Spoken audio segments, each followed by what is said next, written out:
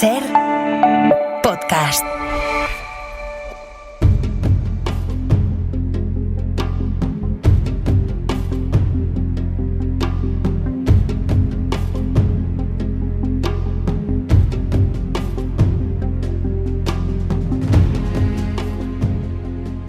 Se abren las cortinas de nuestra particular sala de cine para hablar de la historia del séptimo arte y, como hacemos siempre, junto con Guillermo Balmori, editor de Notorious. Guillermo, bienvenido una vez más a Ser Historia. ¿Qué tal, Nacho? Encantado de estar contigo otra vez. La propuesta que nos traes en esta ocasión, es una película que acaba de cumplir casi 75 años, El tercer hombre, una película dirigida por el Carol Reed, que a pesar de este nombre, él es un señor, el Carol es sí. Como Evelyn, es un nombre ambiguo, que se puede utilizar para hombre y mujer en inglés, pero es uno de esos grandes clásicos en blanco y negro de la historia del cine, ¿no? Del año 1949. Fíjate, se considera que porque es una película inglesa. Hay mucha gente que piensa que es una película de Hollywood, porque es verdad que es a Joseph Cotten y Orson Welles, que son toda gente de Hollywood, pero es una película inglesa y se considera la mejor película de la historia del cine inglés, que ha sido nombrada varias veces. Es una película absolutamente mítica y una película, Nacho, muy querida en España. Es curioso cómo el exitazo que fue aquí en España, lo fue a nivel internacional también, pero aquí en España tuvo un éxito especialmente destacado. Lo tuvo además, fíjate, en dos aspectos que no se suelen ser, que el gran público, o sea, la masa de público no suele hacer mucho caso, que es en la fotografía y en la música, la banda sonora. La banda sonora, evidentemente, la conocemos todo el mundo, incluso hay gente que la conoce, mucha gente que no ha visto la película, pero sí que conoce la banda sonora, gente incluso que a lo mejor conoce la banda sonora y ni siquiera sabe que pertenece a la película, pero la vemos incluso, hay gente que la tiene en el móvil, ¿no? Como tono de las llamadas y cosas así.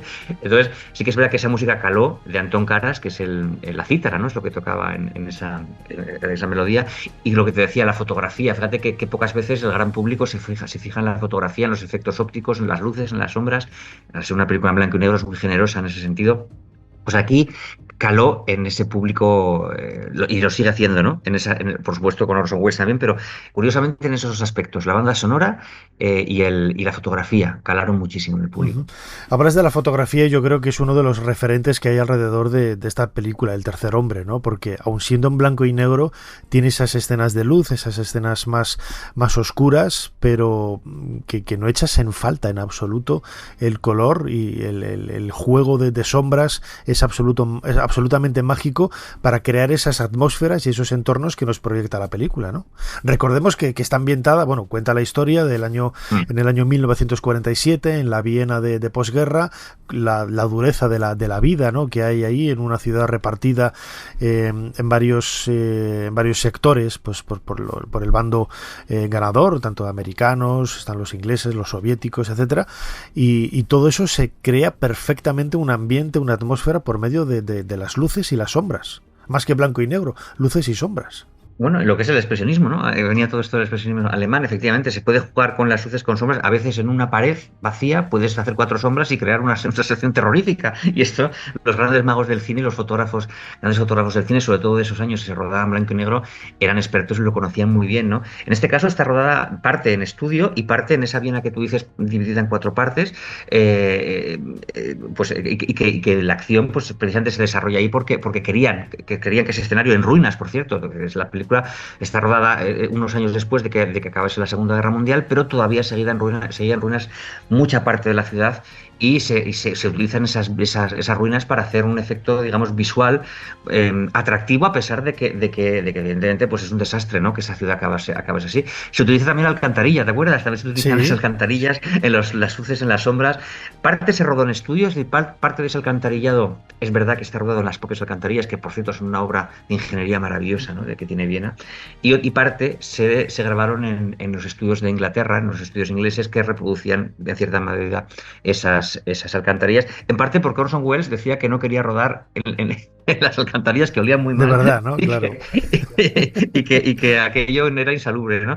Así que bueno, pero sí que es verdad que, como tú dices, se utiliza muy bien, soberbiamente bien, las luces y las sombras, que por cierto es muy fácil crearlas en estudio, como te decía, pero crearlas en una ciudad de verdad es mucho más complicado y se logró hacer, ¿no? Esa maestría. Ha salido ya en varias ocasiones el nombre de Orson Welles. También no voy a decir que se haya puesto puesto en duda la dirección de Carol Reed, pero sí que parece que se puede ver entre líneas o entre fotogramas, habría que decir, también un poco la dirección de Orson Welles. Bueno, tú has dicho que no se puede decir, pero se ha dicho.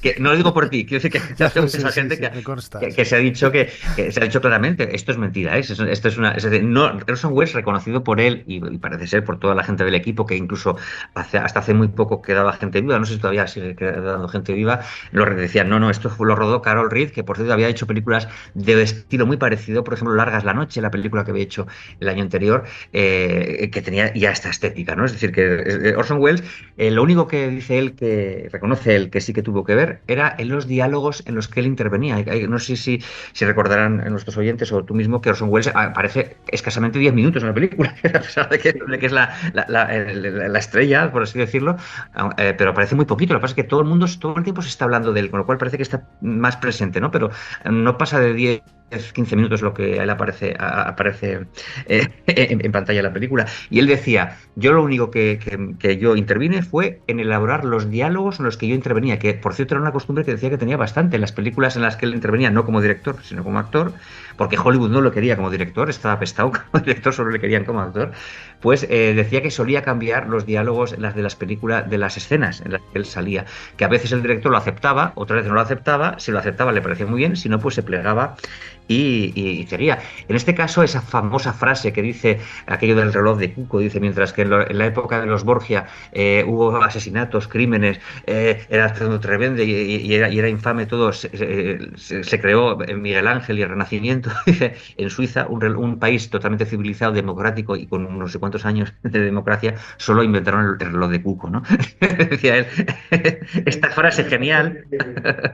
Bueno, yo no sé si la he dicho bien, pero era exacta, pero básicamente venía a decir esto. Pues esa frase es creada por Orson Welles. Marca un poco la identidad de esta película, ¿no? Y sobre todo esa escena, ¿no? En la Noria, una Noria de finales del siglo XIX, que yo he tenido la oportunidad de ver porque he estado varias veces en Viena.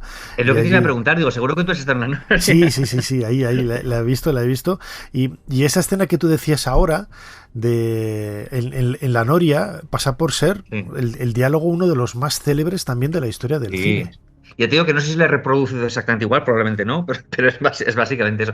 Yo no sé si tú sabes que la escena de la Noria no se pudo rodar en la Noria, porque tú has estado en la Noria. No sé, ¿has llegado a estar dentro No, la he visto por fuera, solo por fuera. Bueno, pues las cabinas de la Noria, como es una muy antigua, no cabía pues la cámara, la iluminación, era imposible, no cabía, era muy pequeñita, ¿no? Las cabinas para poder meter todo aquello.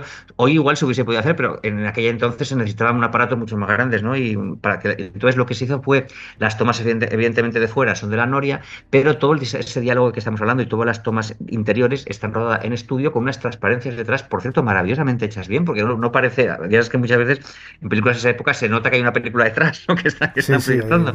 Pero aquí, tú fíjate lo complicado que es para hacer ese juego, tienes que estar proyectando detrás como que está subiendo una noria. Quiero decir, ¿no? La proyección es más complicada, no es una proyección fija, sino que es en movimiento y no vertical, sino horizontal. Con lo cual, pero se hizo maravillosamente bien. Yo cuando me enteré de esto lo miré y es que no se nota que está hecho, que hay una proyección de detrás, está muy bien hecha. Es una película absolutamente maravillosa por esa imagen, ese trasfondo, ¿no? Lo comentabas ahora, también la figura de Orson Welles aparece muy poquito, pero es como el icono, ¿no? de la película, y su presencia y ese diálogo de la Noria parece que ha ensombrecido a otros momentos estelares de la misma película, de la que hemos celebrado hace muy poquito esos 75 años, El tercer hombre, una película del año 1949. Recomendamos, como siempre, la publicación que a tal efecto ha hecho la editorial Notorious para celebrar este aniversario, cuyo editor, Guillermo Balmori, nos ha estado atendiendo en los últimos minutos aquí en Ser Historia, en esta particular sala de cine. Guillermo, como siempre, muchísimas gracias una vez más por habernos ayudado a hacer un poquito más de historia. Muchas gracias a ti. Para no perderte ningún episodio, síguenos en la aplicación o la forma de audio favorita.